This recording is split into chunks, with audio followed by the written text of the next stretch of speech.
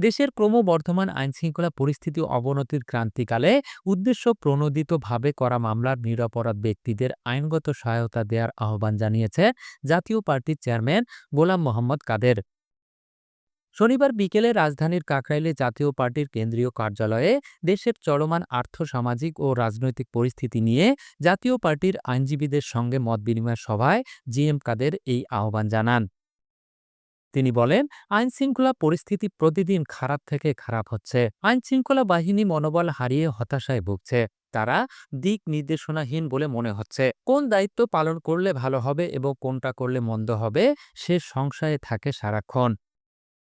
তিনি আগামী দিনে রাজনীতি এবং দেশের নীতি নির্ধারণী বিভিন্ন পদে আইনজীবীদের এগিয়ে আসার আহ্বান জানান।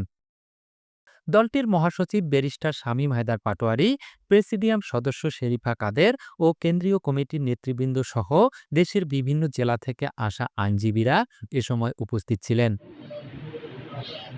জুলফিকার জুয়েল, ৫২ আলো, নিউজ ডেস্ক।